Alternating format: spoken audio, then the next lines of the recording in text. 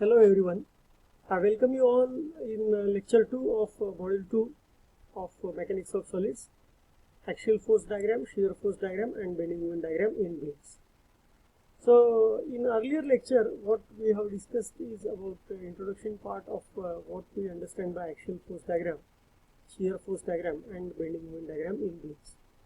And then we discussed about one of the numerical. If simply supported beam is subjected to point load at center, then how shear force diagram and bending moment diagram is to be created, and how variation of that shear force and bending moment gets developed with the position of the cross section under consideration for the analysis. So with that discussion, we will go further in this lecture with a few more numerical. So numerical 2 statement is again analyze the simply supported beam as shown in figure 2 and hence draw shear force diagram and bending moment diagram. So this is the diagram given. One of the support is hinge support and another support over here is roller support, and the beam is subjected to uniformly distributed load W units per meter over span length L. So for again analysis of shear force diagram and bending moment diagram, first of all we'll be going for finding what are the reactions at the supports. So we'll draw a free body diagram of the beam given. So it will be something like this in figure 2b. This is free body diagram, and over here at hinge support we'll be having two reactions. One will be horizontal reaction, another will be vertical reaction. So again at roller support we'll be having one more vertical reaction. So we need to draw these reactions, and we need to calculate what are the reaction values. So for that we'll be applying equations of equilibrium, and if we consider summation of forces in x direction equal to 0. So as the externally applied force is just vertically downward, so there is no horizontal force as such. So horizontal reaction or horizontal component of the reaction at support A will be 0.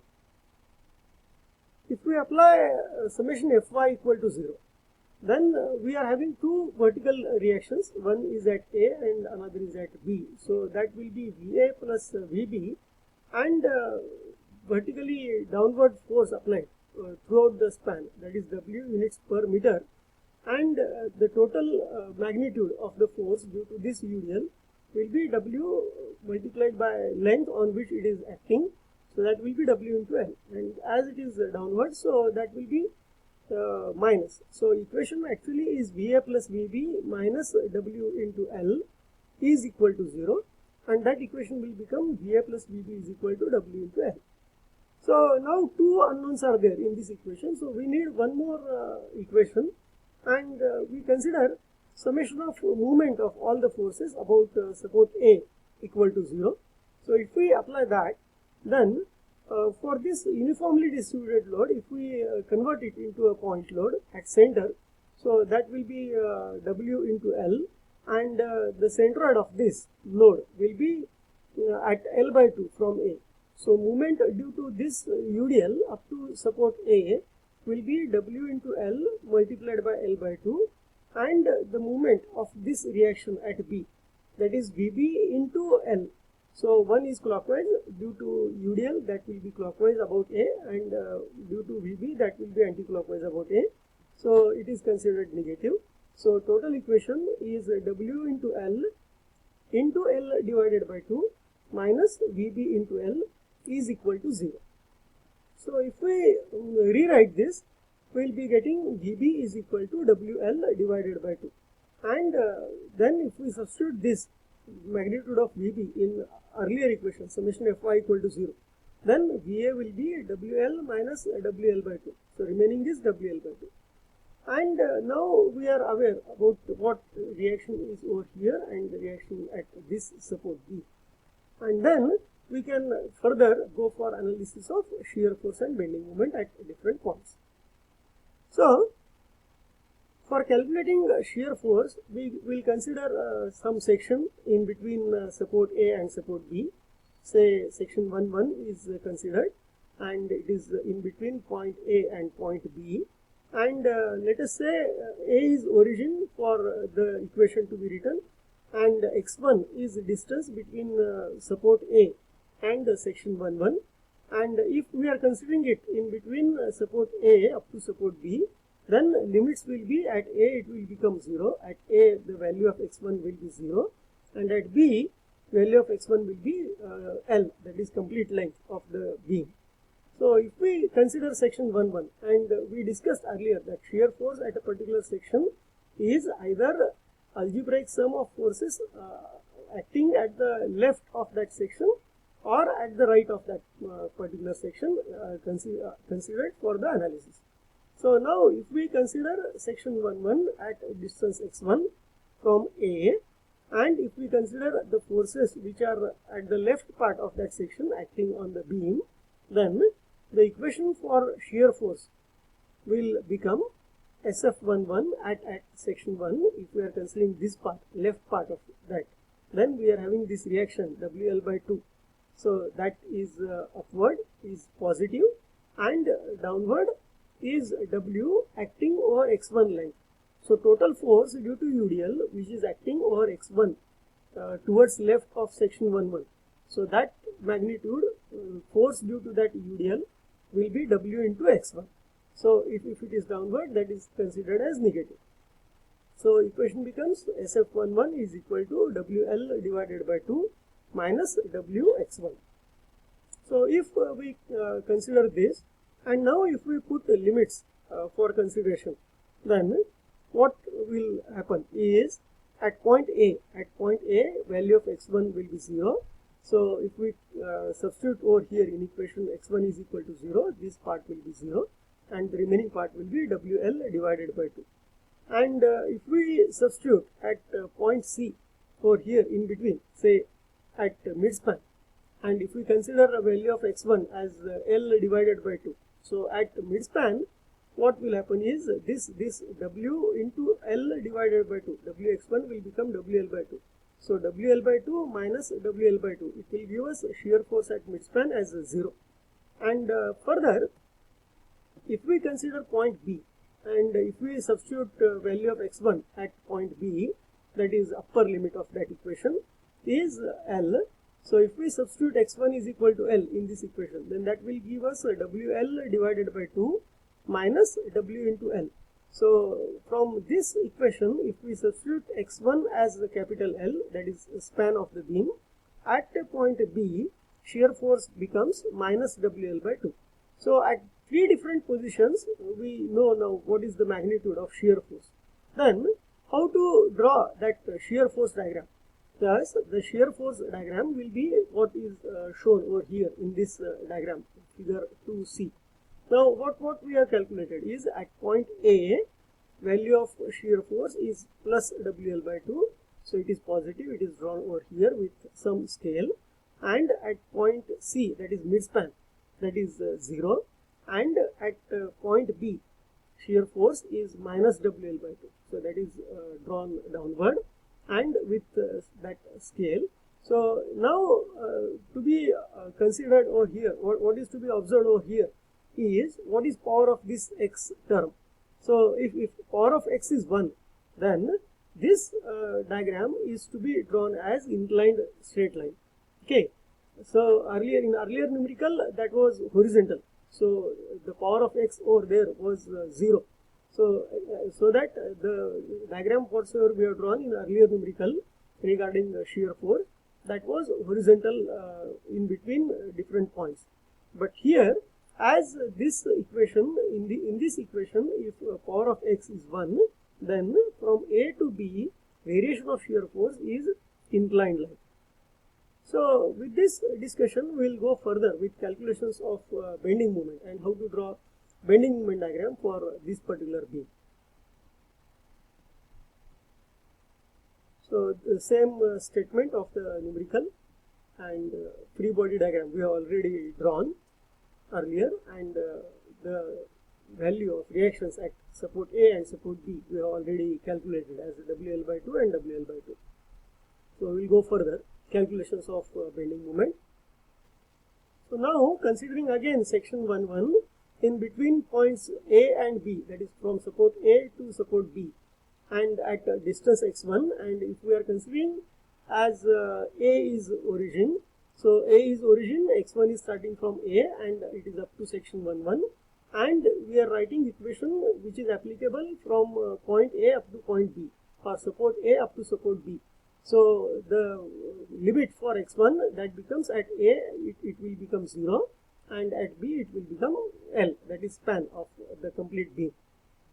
So with this, if we write the equation for bending moment about 1.1, now we'll be considering the moment of all the forces about section 1.1, either considering whatsoever forces are acting either at the left part of that particular section or at the right part of that particular section. Now while writing this equation, what is considered is the forces acting at the left of section 1.1. So if we go through that, then we have force over here as a reaction WL by 2 acting at support A. Then moment of that force, that will be WL by 2 into x1. That will be WL by 2 into x1 up to section 1.1. And in addition to that, we are having uniformly distributed load towards left of section 1.1. So if we consider this uniformly distributed load, now uniformly distributed load, complete magnitude of that will be W into x1. So that is the force due to UDL, and that will be acting at the centroid of that UDL. So that will be at x1 divided by 2. So the distance of the centroid of this UDL, if we are considering acting in the length over the length x1, then center of that will be x1 divided by 2 from support A, or from section 1.1 its distance will be x1 divided by 2. So the moment due to UDL, that will be W into x1, that is total force acting at center, and that will be W into x1 divided by 2. So now that equation becomes WL into x1 divided by 2 minus over here it will become W x1 square divided by 2. So now if we put the limits as x1 is equal to 0. Now in both terms x1 is there.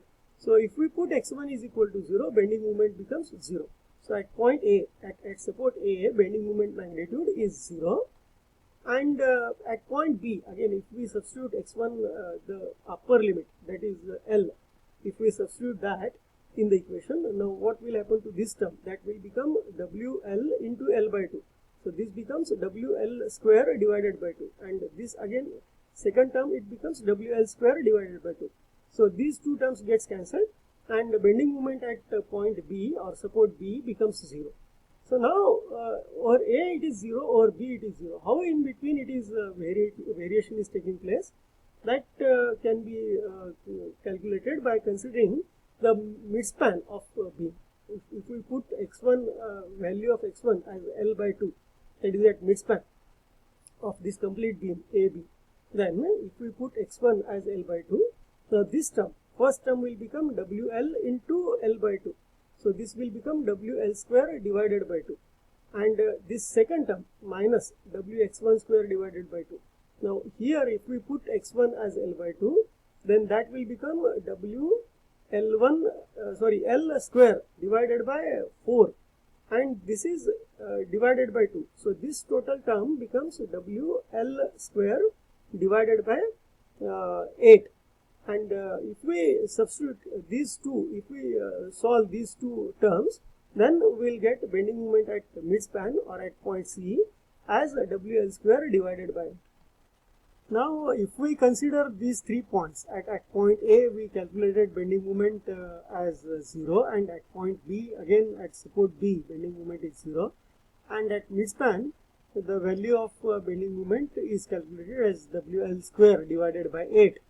So with these 3 parts we can go for drawing the bending moment diagram, and how it can be developed is something like this. So what we calculated is at support A bending moment is 0, at support B bending moment is 0, and at midspan at C at x1 is equal to L by 2, the value of bending moment is WL square divided by 8. With this Now if we draw this curve, then if we go through this equation what we have written for BM11, that power of x over here is 2, and that should be a second order parabola. So from A to B it is second order parabola everywhere. The power of x is 2, and at midspan the value is WL square by 8, which is maximum. Okay, and with this again we are going to discuss what exactly we have done with variation of shear force diagram and bending moment diagram, and what that power of equation is, and how to go for graph developing graph of that particular diagram is, if power of x is 0, then variation will be horizontal straight line. If power of x is 1, then that we will be drawing inclined straight line, and depending on again second or third order of that equation, then it will be a parabola of that particular order. So with this, now what we have discussed is a simply supported beam subjected to uniformly distributed load. If it is the case, how to develop a shear force diagram and bending moment diagram for a simple case. So with this again we will go through one more numerical, like whatever is given over here as numerical 3. Again the same statement there, analyze the simply supported beam as shown in the figure 3, and hence draw shear force diagram and bending moment diagram. Now in earlier case, numerical 1, this point load was at midspan. So this distance was from A up to C, it was L by 2, and from C up to B it was L by 2. Now over here it is in between any position. So let us say from support A up to point load the distance is small a, and from C that point load up to support B the distance is small b, and A plus B is total span, that is L, from A up to B. So again we will go for calculating reactions at the supports by using equilibrium equations. So we will develop free body diagram. We will be having a reaction at A, vertical as well as horizontal, as it is hinge support, and as B is roller support, we will be having only vertical reaction, and we need to calculate what is magnitude of vertical reaction at support A as well as support B. So we will go for that. Using equations of conditions of equilibrium, the support reactions can be calculated as summation Fx equal to 0. If we consider first equation, summation of forces in x direction must be equal to 0. So there is no inclined force or horizontal force as such, external force applied. So the horizontal component of reaction at support A, HA, will be 0.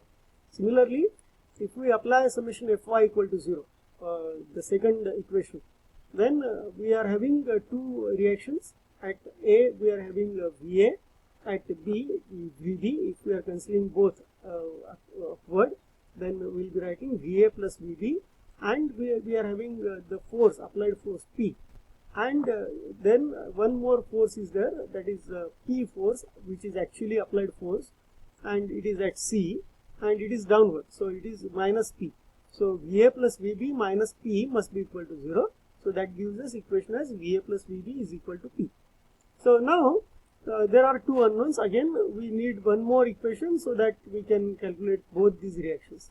So if we consider summation of movement of all the forces about A, and if we equate it to 0, then what the movement of forces will be, VA and HA, movement of that about A will be 0, because these forces are through A itself, due to the applied force P.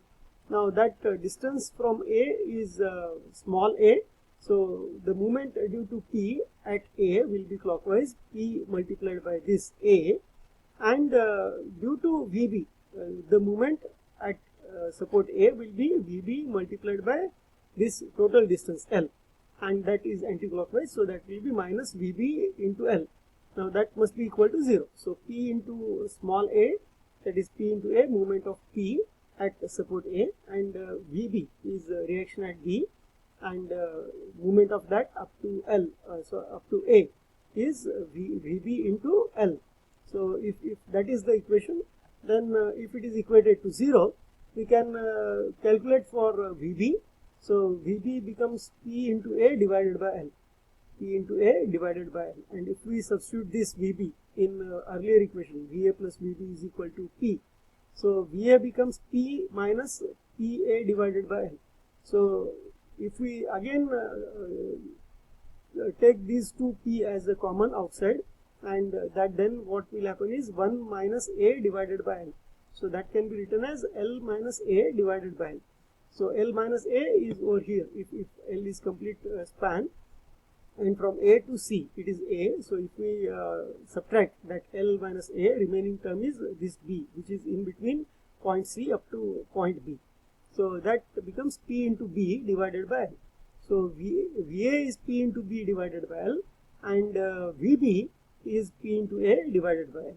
Now knowing these two reactions, now we can go for calculating shear force and bending moment at different points. Now if we consider point A and point C, try to understand up to point A and point C, we have this reaction at A, and beyond point C, if we consider any point in between point C and point B, any position, then we'll be having two forces. One is the reaction at A, and one is the applied external force P.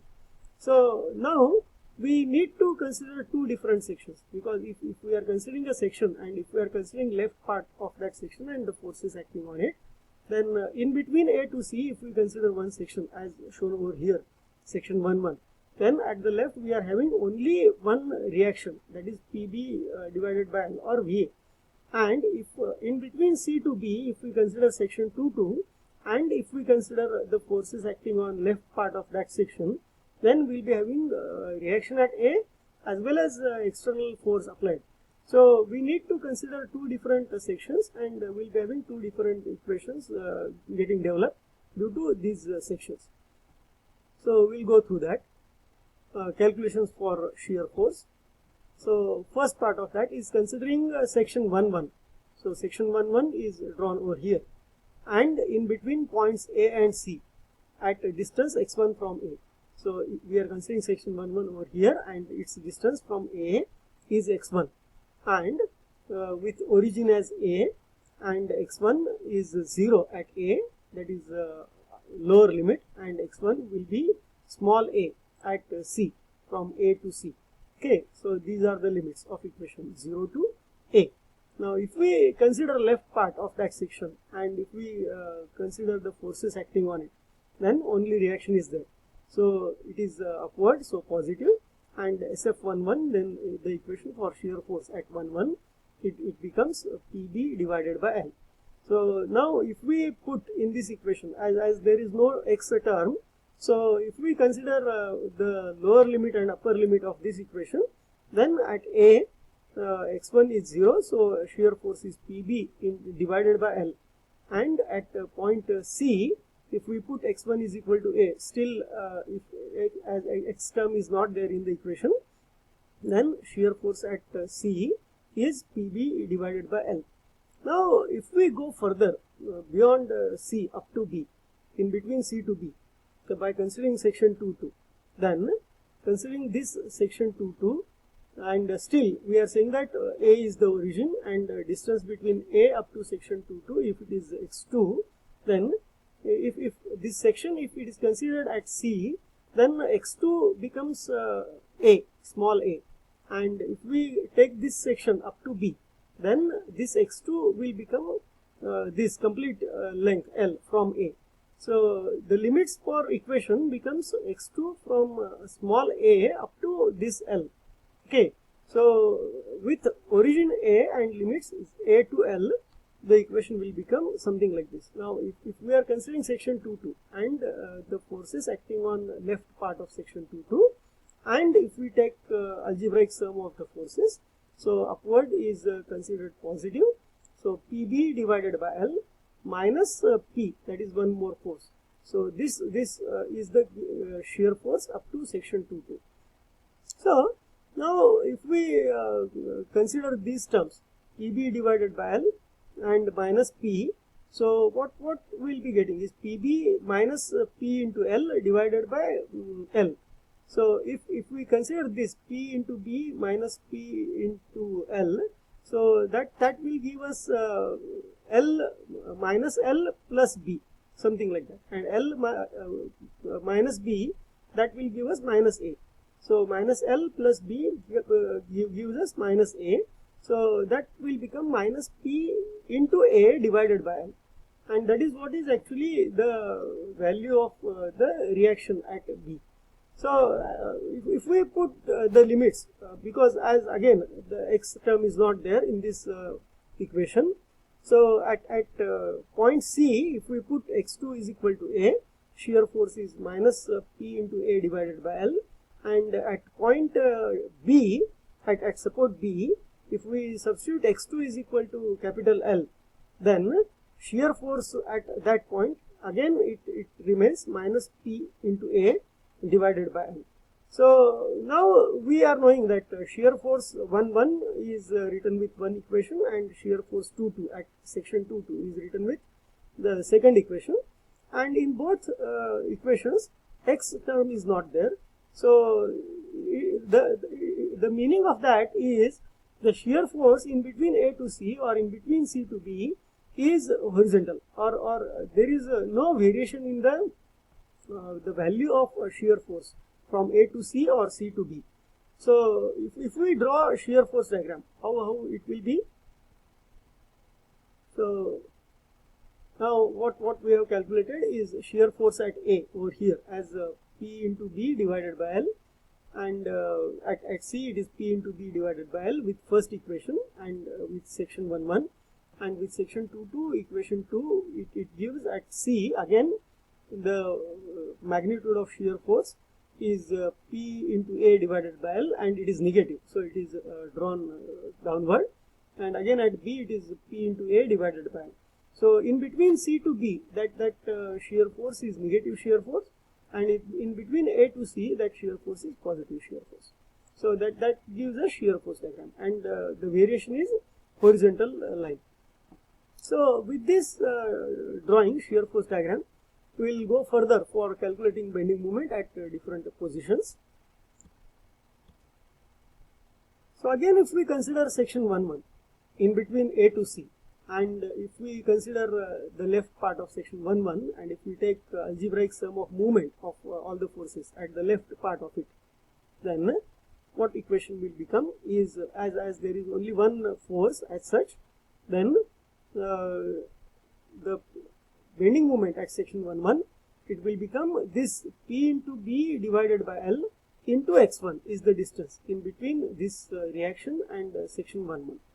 So now if we put those limits, x1 is equal to 0, bending moment at 1, it gives us 0 value, and at C, if we substitute x1 as small a, that is distance between A to C, so that gives us the value of bending moment at C as P into A into B divided by L. So if we now go through another section 2, then again the section 2 origin is A, and the limits for x2, that is distance between the support A and section 2, that will be small a, that is C, and B, at B it will become L. So now limit becomes small a up to that span L in between C up to B. So now if we write the equation, we have now at the left of section. Now in this equation, if we substitute the limits as A to L, that is x2 is equal to A at point C, then the equation will give us at point C, if we substitute x2 is equal to small a, then this first part will become P into A into B divided by L, and over here that will become A minus A, and that becomes 0. So it gives us the value of bending moment at C as P into A into B divided by L. And if we put x2 is equal to this L at support B, then that gives us the value of bending moment at support B. Now this first term that will become P into B minus L multiplied by L. So it will become P into B, and over here L minus A, so that will give us B, so that will be minus P into B. So P into B minus P into B, it gives us a bending moment at point B or support B as 0. So now if we draw the bending moment diagram from A up to B, considering whatsoever we have calculated. So at support A, bending moment value is 0. At C, with first equation or with first section under consideration, bending moment value was P into A into B divided by L. With again second equation, we calculated what is bending moment value at point C. That was again same, P into A into B divided by L. And at point B, if we put those limits x2 is equal to L, we calculated as bending moment at support B is 0. And now if we go through the equation, the power of x in both the equations, Bm11 as well as Bm22, that power of x is 1, so that will be inclined straight line. So it is drawn over here in figure 3D, bending moment diagram. At A it is 0, at B it is 0, and at C it is P into A into B divided by L with both the calculations. And this is drawn positive, as now we have discussed it earlier, that in case of simply supported beam, with it may be UDL or point load in between two supports, the bending moment will be a sagging type of bending moment, and that will be a positive bending moment.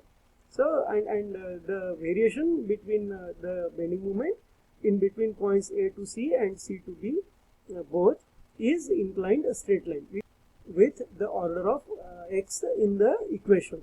So with this, now up till now what we have discussed is the analysis of a simply supported beam subjected to point load at center, then analysis of simply supported beam subjected to UDL throughout the span, and again we have discussed in this third numerical a simply supported beam subjected to point load in between the particular position, and it is not at midspan.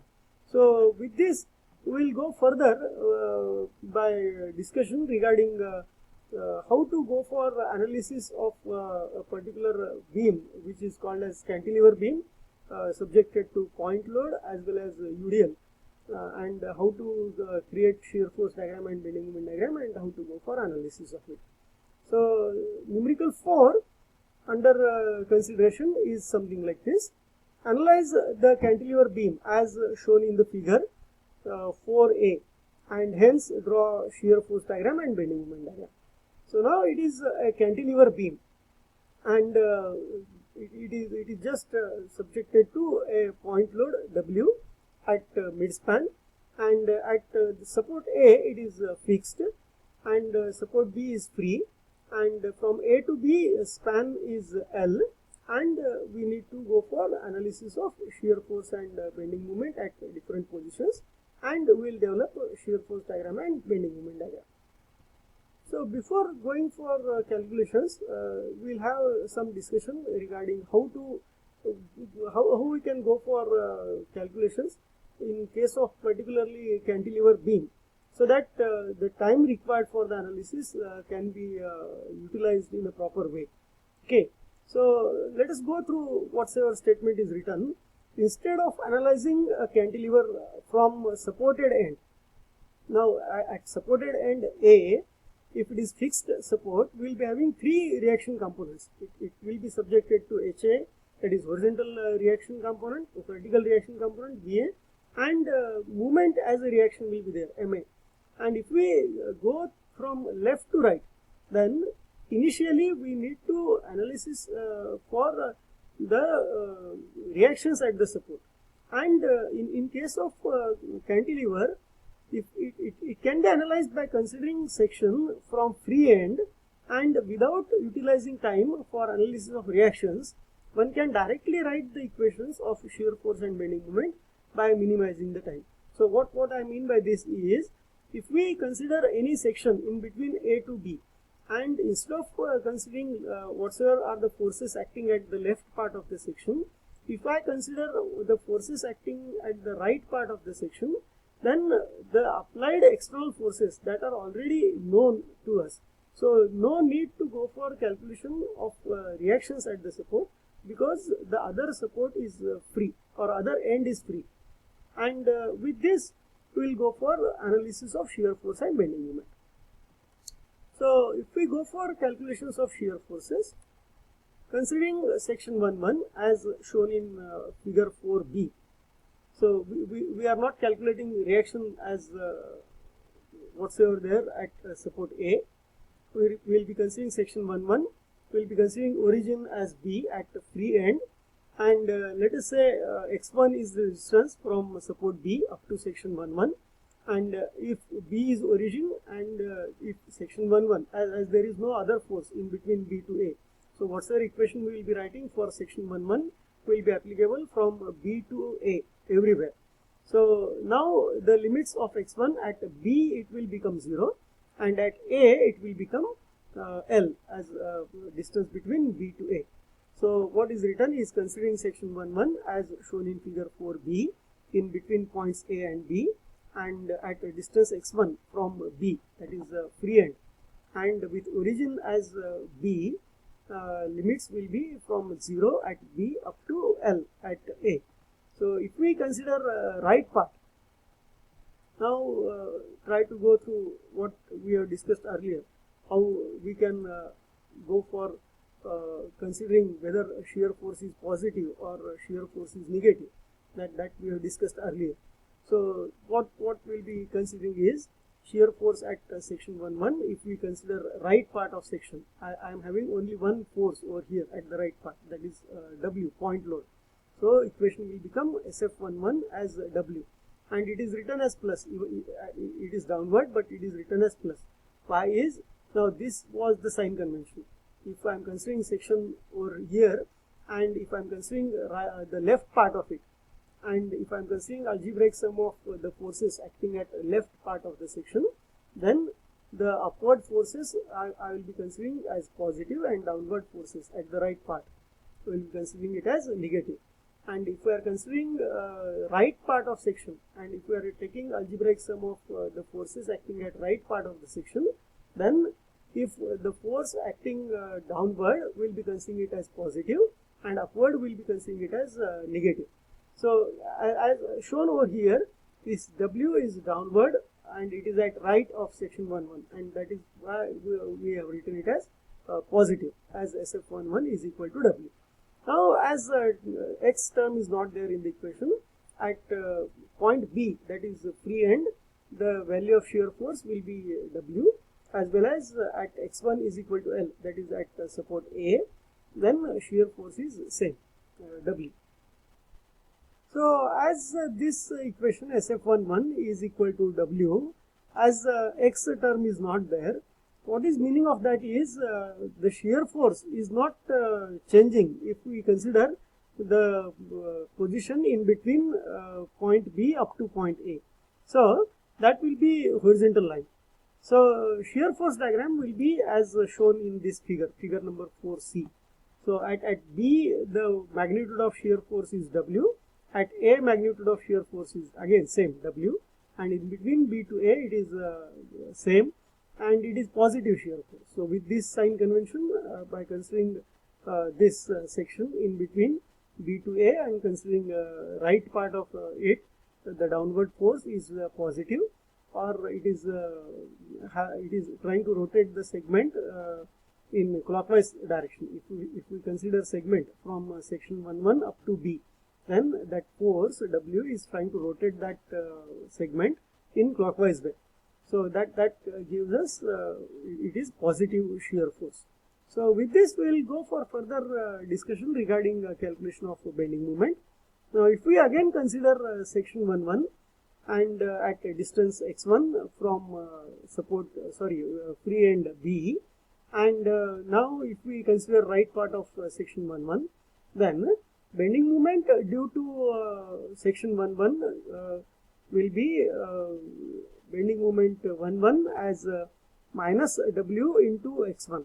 Now again you need to remember that section 1.1, if you are considering right part of it, now you may consider that W force is creating W into x2 as a moment, and that is clockwise at section 1.1, and how you have written it as a minus. Now try to understand.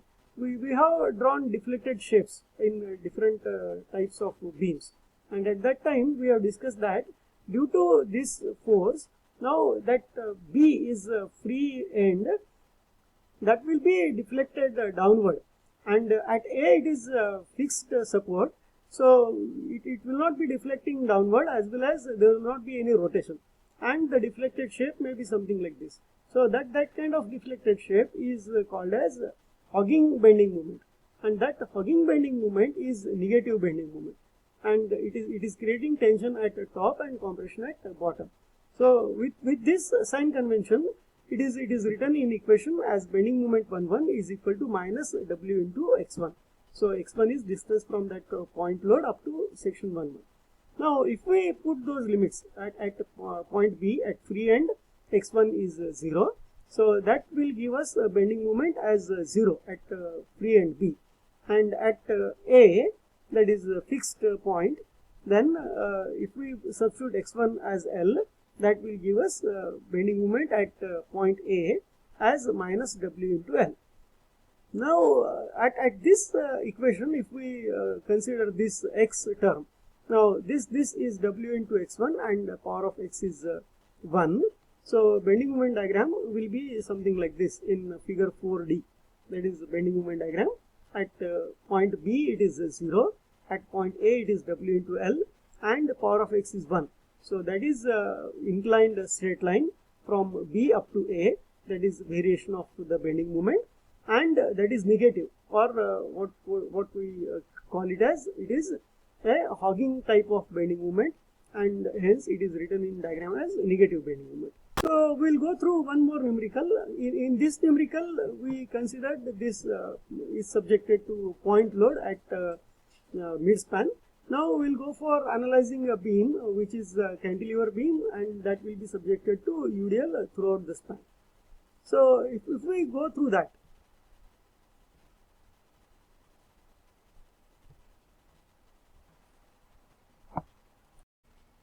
so again statement of the numerical is same.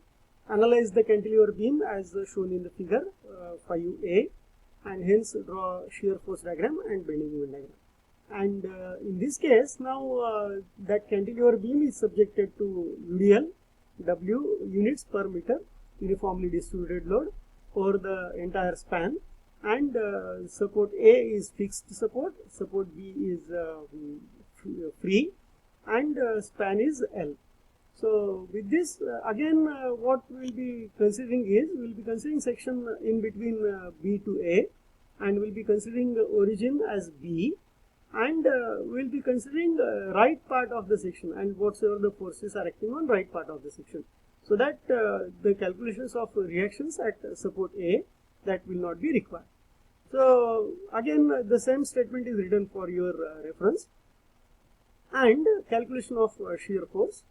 So considering section 1.1 as shown in figure 5B, so over here if we consider section 1.1, and in between point A up to B at distance x1, and that distance x1 is from free end, that is B, and with origin as B, so limits at B x1 becomes 0, and at support A x1 becomes L, that is distance between B to A, and then shear force due to whatsoever forces are acting at right part of section 1.1, that equation will become SF11 over here, and if we consider right part of section 1.1, then we have uniformly distributed load from point B up to section 1.1, that is over length x1. So that value becomes W into x1, and again as we are considering the right part of the section, the downward will be positive for calculation of shear force. So if we now put the limits at B, that x1 becomes 0. So at B the value of shear force becomes 0, and at A, that x1 will become L, that is in between B to A, that is span of the beam, and then that A becomes SF as WL. So with this, now if we consider that equation, we have some x term in the equation, and there is variation of shear force from B up to A. So that will be something as shown in this figure 5C. So at B, at free end, that shear force is 0. So at A, it is W into L, and the variation of that shear force from free end up to fixed support A, that will be inclined straight line, and the complete diagram is positive. So with this, we will go further for calculation of bending moment. So again, if we consider section 1-1 and forces acting on right part of section 1-1, and if we take algebraic sum of moments, now only one force is there. So due to that UDL, the moment at section 1-1, that will be now W into x1 is total force due to UDL. If we consider UDL acting from B up to section 1-1, and it will be at center or centroid of that UDL will be x1 divided by 2. So that will become W into x1 divided by 2. And what we have discussed earlier, that is hogging type of bending moment. So we have written it over here as minus. So that term becomes minus W into x1 square divided by 2. And if now we substitute those limits, at point B, x1 is 0, so it gives bending moment at B is 0, and at A, if we put x1 as L, then that equation will give us bending moment at A as WL square divided by 2, and that is negative. So if we now draw bending moment diagram, then at B it is 0, at A it is WL square divided by 2, and that is negative, that is hogging bending moment, and over here power of x is 2, so variation from B up to A, that is the parabola. Okay, so the bending moment diagram will be as shown in this figure 5D. Okay, so in this lecture what we have discussed is analysis of a particular or standard cases, like it is uniformly distributed load subjected to point load at midspan, that we have discussed. Then we have discussed the analysis of simply supported beam subjected to UDL, uniformly distributed load, throughout the span of the beam. And also we have discussed about a simply supported beam subjected to point load in between the support conditions. And then we have discussed about two different cases, like cantilever beam subjected to point load at free end, and cantilever beam subjected to UDL throughout the span. So with this we will conclude this lecture. So I am thankful to you all